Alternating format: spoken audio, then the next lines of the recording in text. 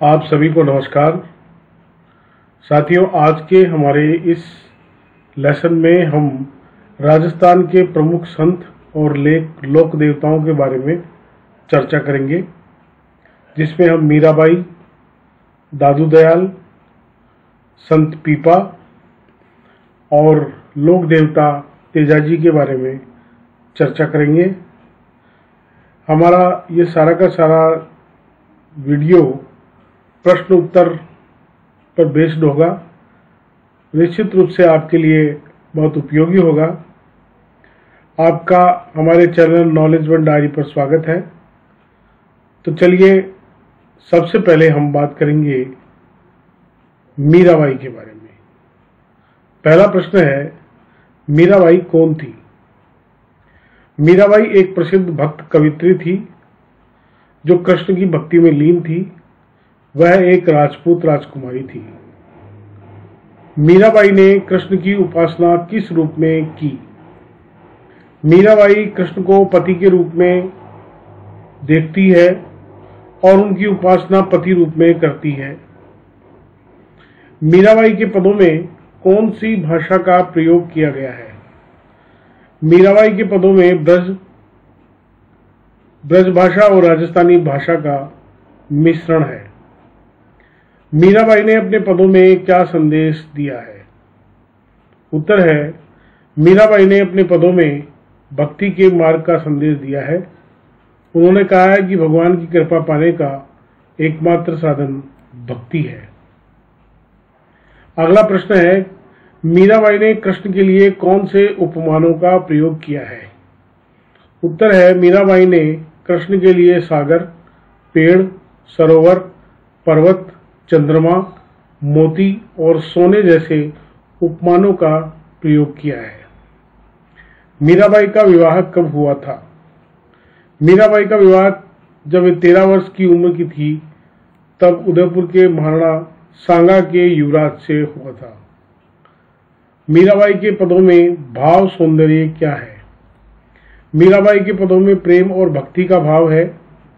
वे कृष्ण के प्रति अपने प्रेम को व्यक्त करती हैं और उनकी भक्ति में लीन रहती हैं। मीराबाई की भाषा शैली बताइए। मीराबाई ने अपने पदों में ब्रज, पंजाबी, राजस्थानी, गुजराती आदि भाषाओं का प्रयोग किया है। अगला प्रश्न है संत दादू दयाल पर। संत दादू दयाल का जन्म। संत दादू दयाल का जन्म इलाहाबाद में 1544 ईस्वी में हुआ था। संत दादू दयाल के गुरु थे वृद्धानंद जी महाराज। उनसे उन्होंने स्कूली शिक्षा प्राप्त कर 11 वर्ष की उम्र में साधना प्रारंभ कर दी थी। संत दादू दयाल के पंथ का नाम है दादू पंथ। आप जयपुर कब आए? मतलब संत दादू दयाल जयपुर कब आए? 1568 में जयपुर के सांभर में नारायणा में आप आए थे। आपका प्रारंभिक नाम दुनिया के रूप में आपने प्रवचन प्रारंभ किया था। इनका प्रारंभिक नाम था दुनिया। आपने किस राजा को और कब प्रेरित किया? इन्होंने अकबर को 1585 में फतेहपुर सीकरी में प्रेरित किया था। संत दादू दयाल का निधन कब हुआ? संत दादू दयाल का निधन 1606 में फुलेरा के नारायणा में ज्येष्ठ कृष्ण अष्टमी को हुआ था।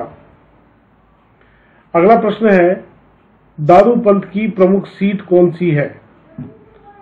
उत्तर है कि नारायणा में, जहां पर आज भी इनकी पुस्तकें और कपड़े सुरक्षित हैं, तो इनकी जो प्रमुख सीट है वो नारायणा में विद्यमान है। दादू खोल क्या है? उत्तर है कि दादू खोल जिस गुफा में संत दादू दयाल ने समाधि ली, उस स्थान को दादू खोल कहा जाता है। दादू दयाल के ज्ञान को सुरक्षित रखा गया है।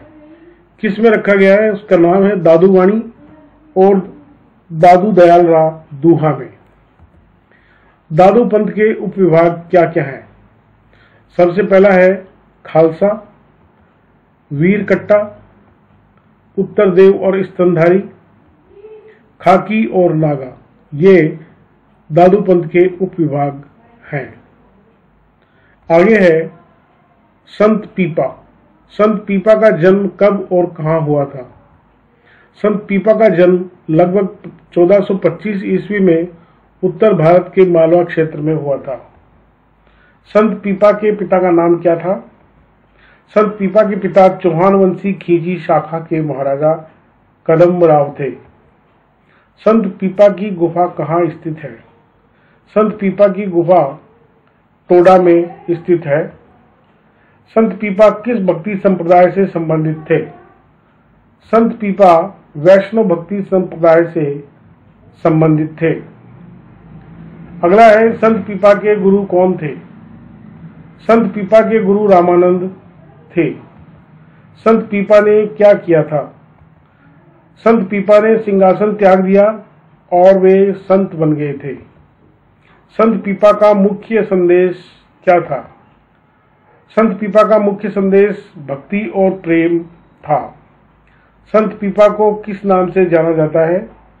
संत पीपा को भगत पीपा, प्रताप सिंह, राजा पीपा जी, राव पीपा, सरदार पीपा, पीपा बैरागी या पीपानंद आचार्य के नाम से भी जाना जाता है। अगला है संत पीपा का परिचय।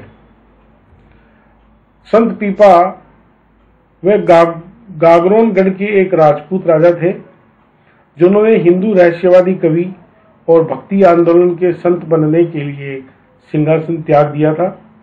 उनका जन्म लगभग 1425 ईस्वी में उत्तर भारत के मालवा क्षेत्र में हुआ था। संत पीपाजी राजस्थान के भक्ति आंदोलन के सबसे शुरुआती प्रभावशाली संत थे। अगला है तेजाजी, जिनको वीर तेजाजी का भी है, इनका परिचय है। तेजाजी जो वीर तेजा के नाम से भी जाने जाते हैं, राजस्थान के प्रसिद्ध लोक देवता मानते हैं इनको। वे भगवान शिव के 11 अवतारों में से एक है और उन्हें नाग देवता के रूप में भी पूजा जाता है। वीर तेजाजी का जन्म खरनाल जो कि नागौर में है वहां हुआ था और उनका मेला परवत्सर नागौर जिले में लगता है। अब कुछ प्रश्न इन पर। तेजाजी का जन्म कहाँ हुआ था? उत्तर है तेजाजी का जन्म खरनाल नागौर में हुआ था। तेजाजी का मेला कहाँ लगता है?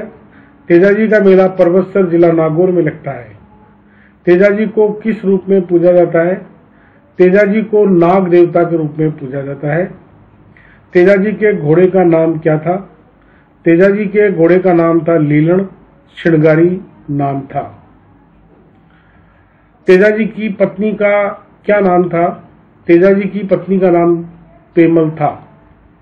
तेजाजी के पिता का नाम था तेजाजी के पिता का नाम था ताहड़ देव।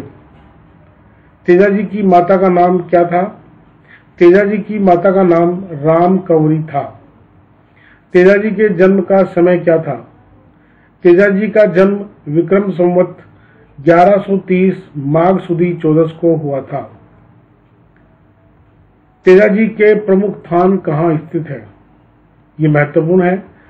तेजाजी के प्रमुख स्थान सुरसरा, ब्यावर, साडरिया और भानवाटा अजमेर में स्थित है। तेजाजी का गीत क्या है? तेजाजी का गीत तेजातर है। तेजाजी के भक्तों को क्या कहा जाता है? तेजाजी के भक्तों को घोड़ला कहा जाता है। तेजाजी किस परिवार से थे? तेजाजी नागवंशीय क्षत्रिय परिवार से थे। तेजाजी को और किस नाम से जाना जाता है? तेजाजी को नाग देवता, कृषि उपकारक देवता और धोलिया वीर के नाम से भी जाना जाता है। तो आपने हमारा वीडियो देखा। Thanks for your time. Keep watching the channel knowledge one diary. हम आपके लिए इसी प्रकार के कुछ और प्रश्न राजस्थान के संत और लोक देवताओं पर अगले वीडियो में लेकर आ रहे हैं। तब तक के लिए धन्यवाद।